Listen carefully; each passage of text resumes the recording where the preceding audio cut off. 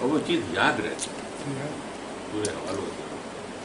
تو جب تک علم اور انسان کے درمیان انسان نہ آئے وہ علم اثر نہیں چھوڑتا. اسی لیے پرانے زمانے میں استاد کا ہونا بڑا ضروری تھا. خالی کتاب میں پڑھ کے نقش گہرا نہیں ہوتا.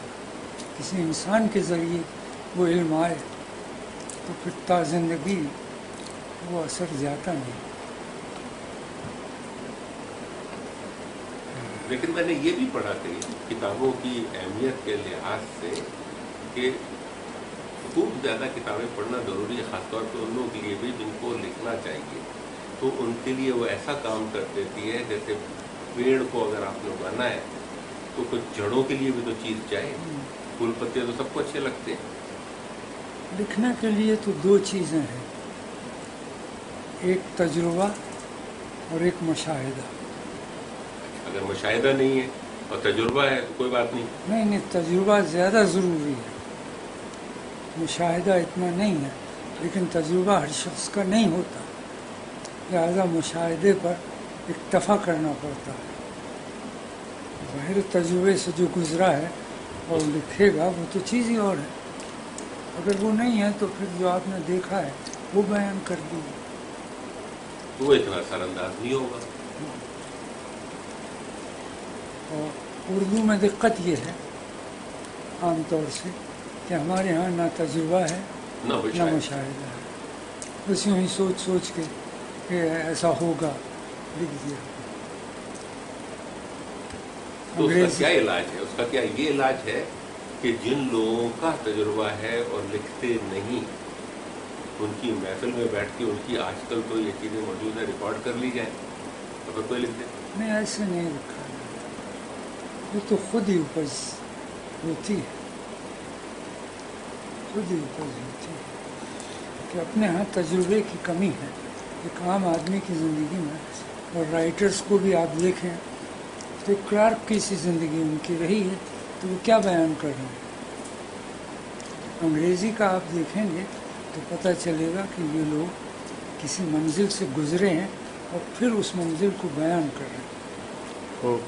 تو جو ان کی جزیات کی نگاری ہوتی ہے تو کوئی چیز نہیں ہو پاتی.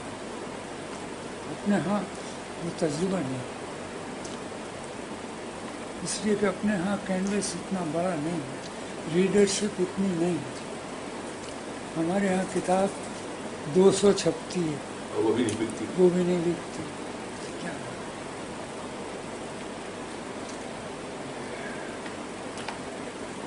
میں آپ کا ویڈیو بنا رہا ہوں. اچھا جی ہاں، تو مسجد کچھ ارشاد فرمائیے اس حوالے سے. ویڈیو تو عام طور سے اس وقت بناتے ہیں جب ایسے آثار ہوں کہ اب یہ رحلت فرمانے والے ہیں. اللہ نہ کرے، اللہ آپ کو سلامت رکھے. پکڑ لو جو کچھ. نہیں، اللہ نہ کرے. شادی کے وقت بھی یہی لگتا ہے کہ آزادی رحلت فرما رہی ہے. سب سے زیادہ تو تھی. تو آپ نے کس کس کو ریکارڈ کر لیا؟ میں آپ کے علاوہ اور کسی کو ریکارڈ نہیں کرتا ہوں. اچھا چلیے، اچھا ہے. اچھا، ایک اور صاحب بھی آپ کے پاس آنا چاہ رہے تھے اور اجازت، لیکن انہوں نے کہا کہ نہیں میں مطلب آرام سے آ جاؤں گا.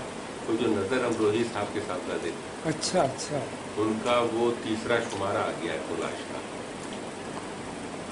جو رسالہ نکال اچھا وہ جو نکالا ہے، تو وہ آپ کو لا کے پیش کریں گے. ہاں نہیں صاحب، ہم بہت قائل تھے نظر امروہی صاحب. اچھا، خوب آدمی تھے. جی بے شک، بالکل. یعنی شاعر کو ایسا ہی ہونا چاہیے. زندگی میں اگر دیکھنا ہو ان کو دیکھیں تو وہ تھے. لیٹ جاتے تھے یہیں شیر پڑھتے شعر پڑھتے تھے. اور کیا ایک فرضی محبوبہ بنا رکھی تھی انہوں نے. اچھا، کون تھی وہ؟ انجمن. نہیں تو آخر جس تقریب میں آپ ان کے لیے بولے ہیں اس میں تو ایک عورت اٹھ کے آ گئی تھی کہ جی آپ نے میری تعریف میں کتنی باتیں کہی، میرا نام انجمن ہے. انہوں نے وہ مووی دکھائی جو یہاں لائے تھے اور کھل نہیں سکی تھی، تو کہنے لگے وہ کھل گئی ہے، اس کی بھی سی ڈی ہے، جو بھی چیز ہوتی ہے جو گھر پہ چل سکے آپ کے، تو لے کر آئیں گے۔ کیسے کیسے لوگ تھے صاحب، ایسے اب نہیں آئیں گے، گزار گئے۔ ابھی میں ان کو محسن احسان کے شعر کا ایک مصرع سنا رہا تھا، ہائے کیا لوگ میرے حلقہ احباب میں تھے، ایک ایک کر کے ستاروں کی طرح ڈوبتے۔ بیان نہیں کر سکتے ہم، بہت ہی سرسری کوئی عکس ہوگا وہ دکھا سکتے ہیں، لیکن ان کی مکمل تصویر نہیں آ سکتی۔ نہیں بیان کر سکتے۔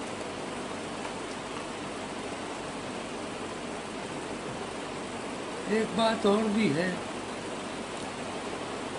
کہ ایسی شخصیتیں جس ماحول میں پنپتی اور پرورش پاتی تھی وہ اب نہیں ملتا۔ یہ وہ ماحول بھی نہیں رہا بے شک۔ اب تو آپ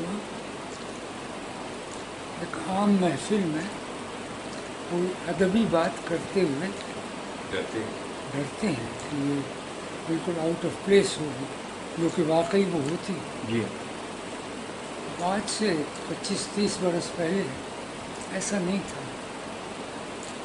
گروپس ہوتے تھے جہاں صرف ادب کی بات ہوتی تھی۔ زمانہ بدل گیا اور حکم ہے کہ زمانے کو برا مت کرو۔ جی ہاں،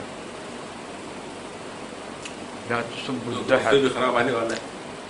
نہیں تو کہتے ہیں زمانے کو برا مت کہو، میں خود زمانہ میں خود زمانہ ہوں، لا تسبوا الدهر فانا الدهر۔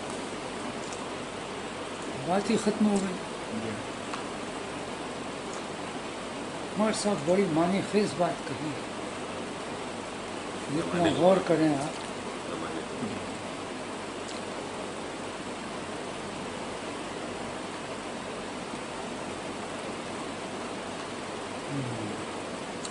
میں اب انشاءاللہ 6 جون کو واپس جا رہا ہوں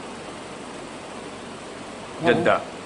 جدہ جی ہاں، تو یہ اس سفر کی الوداعی ملاقات ہے، انشاءاللہ ان قریب آؤں گا انشاءاللہ آتے رہیے۔ انشاءاللہ۔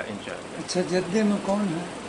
بھائی اب تو ہمارا پورا گھر ہی جدہ منتقل ہو گیا ہے نا۔ پورا گھر؟ اچھا۔ جی ہاں، مطلب یہ میرے بھائی ہیں ماشاءاللہ، 7 بھائی ہیں، 1 بہن ہے، پھر 5 بیٹیاں جدہ میں شادی ہو کے آئی ہیں، تو پورا خاندان ہی جدہ میں ہے۔ ہم لوگ تھے مدینے میں، تو اب میں بھی جدہ منتقل ہو گیا ہوں پورے یعنی گھر والوں سمیت، تو میرا زیادہ تر وقت تو لائبریری میں گزرتا ہے۔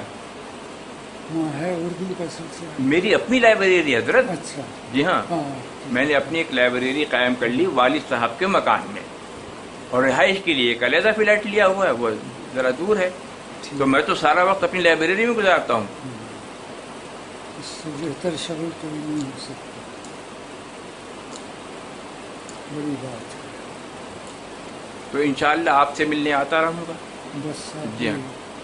یہی چاہیے۔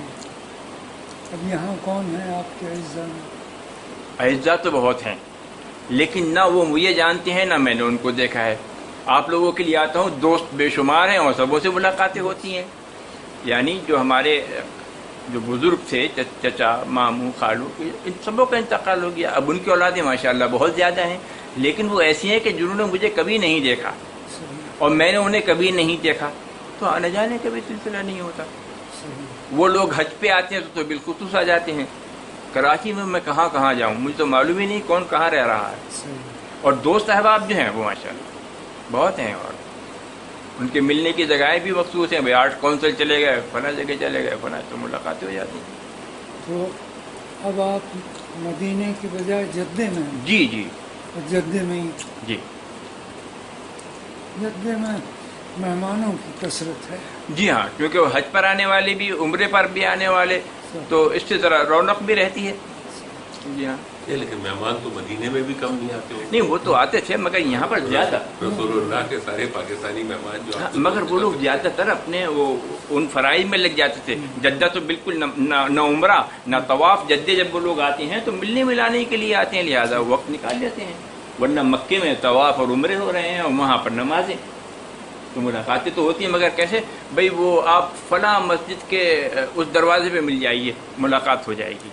لیکن یہاں تو وہ گھر پر آتے ہیں, ہم ملنے جاتے ہیں. جب جدہ آتے ہیں تو وہاں بھی لوگ ہوتے ہیں, یا تو ان کے رشتے دار ہوتے ہیں یا ہم جیسے دوست. جدہ میں میرا خیال ہے سال میں کوئی 9 مہینے تو آپ کا وقت رہتا ہوگا گرمی کے ساتھ. نہیں, اصل میں ایسا نہیں.